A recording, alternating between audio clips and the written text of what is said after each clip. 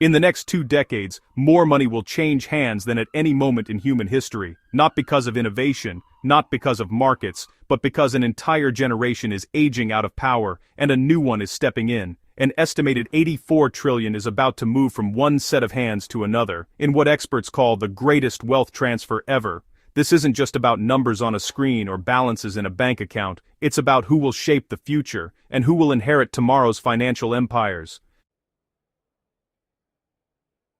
$84 trillion is an abstract number until you understand what it actually represents. This isn't cash sitting in vaults, it's businesses, land, stocks, intellectual property, entire economic ecosystems. This transfer touches nearly every asset class on Earth.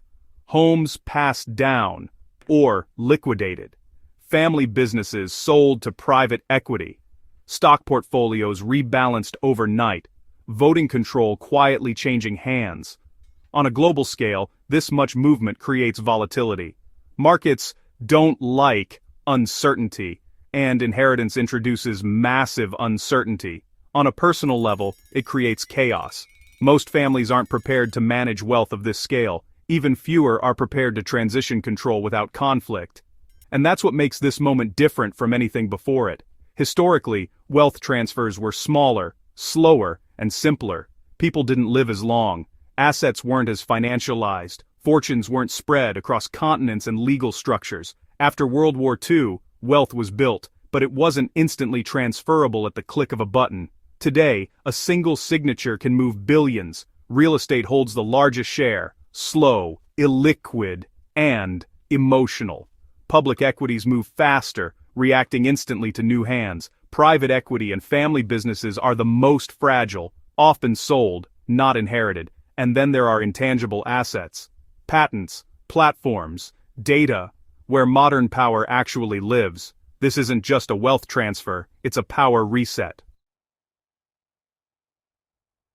Behind the headlines and public rankings, legacy wealth operates in silence. Families like the Rockefellers and Rothschilds didn't survive centuries by accident, they adapted. Today, their empires are rarely tied to a single company. Instead, they're distributed through multilayered trusts, foundations with carefully defined missions, and family offices that function like private governments. The goal isn't just to preserve money, it's to preserve influence. Taxes are treated as a design problem, jurisdictions are chosen strategically, assets are fragmented, restructured, and shielded. On paper, some dynasties appear to lose wealth over time. In reality, they're buying longevity. And in these families, heirs are not left to chance. Children are educated early, placed on boards in their 20s, trained to allocate capital, not just spend it. The modern heir isn't a passive recipient, they're a steward, sometimes an operator, sometimes an entrepreneur, sometimes a political actor. And if they fail the test, they can be sidelined, because in old money families, blood opens the door, but competence keeps you inside. Then there's new money. Tech founders, Musk, Bezos, Zuckerberg, and their peers didn't inherit empires, they built them, but now they face the same problem old money solved long ago.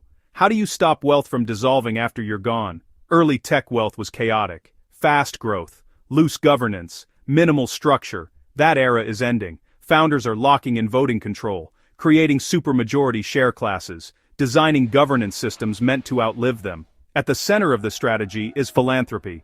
Not charity in the traditional sense, but foundations. Foundations bypass estate taxes, they maintain centralized control, they shape policy, research, and markets. In many cases, they outlive the companies that funded them. This is how influence becomes permanent. And where is new tech wealth being invested?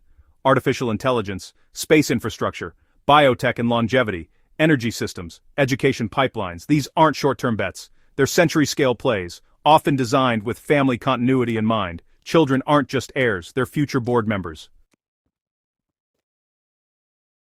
So, who is actually inheriting this wealth? Millennials and Gen Z, a generation shaped by financial collapse, student debt, climate anxiety, and institutional failure. They don't see wealth as stable, they see it as fragile and morally complicated. This creates a paradox. On one side, entitlement narratives. On the other, deep anxiety and identity conflict. Many young heirs don't ask, how much is this worth? They ask, what does this say about me? That's why inherited capital is increasingly flowing into impact investing and ESG-driven ventures. Success isn't just measured in returns, but in optics, purpose, and perceived responsibility. This shift is destabilizing traditional finance. But there's a problem. Most heirs are not prepared for what they inherit. They lack capital allocation skills. They lack operational experience. They lack emotional resilience under pressure. And history is brutal here. By the second generation, the majority of family wealth disappears. By the third, nearly all of it. Not because heirs are stupid, but because money without discipline leaks. Inside elite families, this fear is constant. Not, will they be rich, but, will they destroy everything? When this wealth transfer fully unfolds, the ripple effects will be massive. Asset managers will thrive, private equity will absorb family businesses, lawyers and trust administrators will quietly take their cut, entire regions will transform as capital liquidates in one place and floods into another. But here's the uncomfortable truth. The biggest winners of the great wealth transfer are rarely heirs. They're intermediaries, institutions that manage complexity, firms that specialize in transition, outsiders who understand systems better than the people born into them. This is how family wealth becomes corporate wealth, not through force, through fatigue. For viewers watching this, the takeaway depends on where you stand. If you're an heir factor, learn allocation, not consumption. If you're an investor, follow inheritance flows, not headlines. And if you're on the outside, understand this. Every major wealth transfer destabilizes power. And destabilized power creates opportunity. Because inheritance gives you money, but adaptation gives you control.